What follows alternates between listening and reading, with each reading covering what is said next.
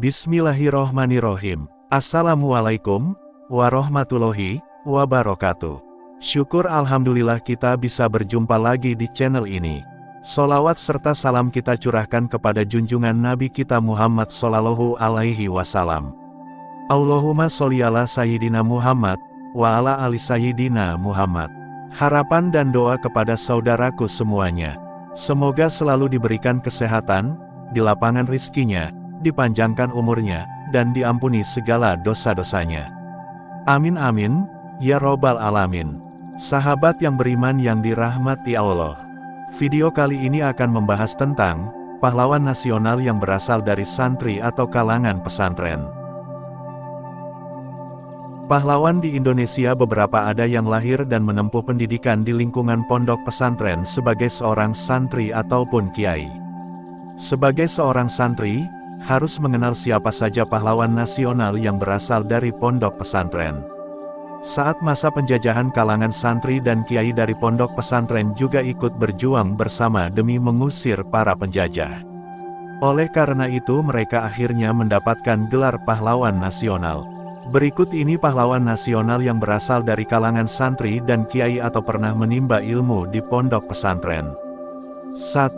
Kiai Haji Ahmad Dahlan. Pendiri Muhammadiyah ini ditetapkan dan mendapatkan gelar sebagai pahlawan nasional tahun 1961 berdasarkan SK Presiden nomor 657 pada tahun 1961. Diceritakan singkat, yang dilansir dari laman Muhammadiyah, Kiai Haji Ahmad Dahlan telah mengenyam pendidikan dan mengenal lingkungan pesantren sejak kecil dalam menimba ilmu agama dan bahasa Arab. Kiai Haji Ahmad Dahlan putra keempat dari 7 bersaudara dari keluarga Kiai Haji Abu Bakar. Kiai Haji Abu Bakar merupakan seorang ulama terkemuka di Masjid Besar Kesultanan Yogyakarta. Pahlawan nasional yang punya nama asli Muhammad Darwis ini juga pernah belajar agama dan bahasa Arab di Makkah selama 5 tahun pada tahun 1883 ketika usianya masih 15 tahun. Setelah pulang dari Makkah, ia baru memulai perjuangannya untuk mengajarkan ajaran Islam yang modern. Kala itu ajaran Islam sedikit melenceng ke arah mistik. Sehingga dengan keteguhan dan perjuangannya, ia berhasil merubah ajaran Islam lebih cerdas dan modern. Kisah Kiai Haji Ahmad Dahlan juga diangkat ke layar lebar di sebuah film yang berjudul Sang Pencerah. Pada film itu diceritakan mulai ia lahir dan melihat ajaran Islam yang bertentangan, lalu perjuangan Kiai Haji Ahmad Dahlan hingga membentuk organisasi Islam terbesar bernama Muhammadiyah. 2. Kiai Haji Hashim Asy'ari. Tokoh yang berasal dari pondok pesantren ini bernama Kiai Haji Hashim Asy'ari.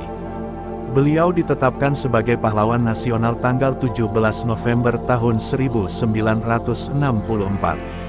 Kiai Haji Hashim Asy'ari merupakan tokoh ulama besar Indonesia yang pernah mengenyam pendidikan di beberapa pesantren.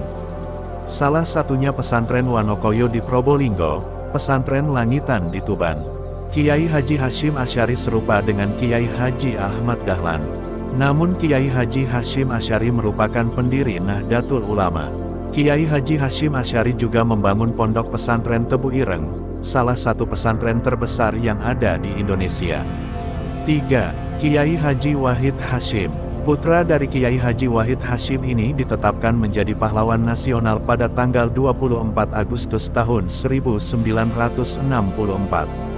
Saat mengenyam pendidikan, Kiai Haji Wahid Hasyim tidak belajar di sekolah pemerintah, namun ia belajar di pondok pesantren Siwalan, Panji dan Lirboyo, Kediri. Setelah selesai mengenyam pendidikan di pondok pesantren, Kiai Haji Wahid Hasyim ikut mengelola pesantren Tebu Ireng dan menjadi pelopor madrasah Nismiyah. Saat itu ia menjadi penyemangat para santri untuk melakukan perjuangan melawan penjajah. Hingga ia sampai pada perjuangannya dan menjadi salah satu anggota BPUPKI. 4. Kiai Haji Zainal Arifin. Kiai Haji Zainal Arifin ditetapkan sebagai pahlawan nasional pada tanggal 4 Maret tahun 1963. Dia adalah pemimpin Hizbullah. Laskar Hizbullah merupakan barisan militer dari kalangan santri dan kiai di pesantren. Perjuangan yang dipimpin oleh Kiai Haji Zainal Arifin dari pesantren dan membawahi gerakan para santri itu membangkitkan para jiwa santri untuk melawan penjajahan di Indonesia. Zainal Arifin adalah pemuda yang lahir dari Barus mengenyam pendidikan di pesantren, dan karena kedekatannya dengan Kiai Wahid Hasyim ia mencoba berkoordinasi dengan Kiai Wahid Hasyim untuk menggunakan kekuatan santri melawan penjajahan di Indonesia. Para santri yang dikoordinir oleh Kiai Haji Zainal Arifin berlatih perang dan diberi nama Laskar Hizbullah. Setelah santri itu dilatih, mereka kembali ke desa masing-masing dan melatih militer para santri di desanya. Hal itu diperintahkan Kiai Haji Wahid Hasyim dan Kiai Haji Zainal Arifin untuk mempersiapkan kekuatan dari barisan santri. 5. Kiai Haji Zainal Mustafa. Beliau ditetapkan sebagai pahlawan nasional pada tanggal 6 November tahun 1972. Saat masa perjuangannya, beliau menentang pemerintahan Jepang yang memerintahkan untuk melakukan seikerei atau membungkukkan badan ke arah matahari. Kiai Haji Zainal Mustafa menimba dan mengajar di Pondok Pesantren Gunung Pari, Cilenga Lewisari, Sukaraja Garut, Sukamiskin Bandung dan Jamanis Rajapolah. Setelah selesai mengenyam pendidikan di pesantren, beliau bertekad untuk membangun pesantren di kampung halamannya. Namun hal itu mendapatkan perlawanan dari Belanda ataupun Jepang. Sampai pada ia ditangkap Belanda karena dianggap menghasut terutama di kalangan santri untuk melakukan perlawanan atas dasar tuduhan sebagai pemberontak bagi Belanda.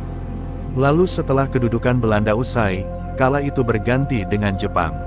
Beliau sempat dibebaskan dengan harapan tidak lagi membangkitkan semangat untuk merebut kemerdekaan. Namun, pada saat beliau sedang berdakwah petugas Jepang membubarkannya dan ingin menangkap beliau. Akibatnya terjadi kericuhan hingga menyebabkan puluhan santri gugur kala itu. Insiden tersebut dikenal dengan perlawanan Singaparna. Itulah pahlawan nasional yang berasal dari kalangan santri dan kiai yang membangun kekuatan untuk melawan penjajah dari pondok pesantren di Indonesia. Karena itu sebagai seorang santri kita harus menjadi kisah mereka sebagai motivasi. Terima kasih, apabila ada salah kata atau penyebutan dalam video ini mohon maaf yang sebesar-besarnya. Semoga video kali ini bermanfaat, lebih dan kurangnya mohon dimaafkan. Jangan lupa untuk like, komen, dan subscribe channel kami. Sampai jumpa di video berikutnya. Terima kasih. Wassalamualaikum warahmatullahi wabarakatuh.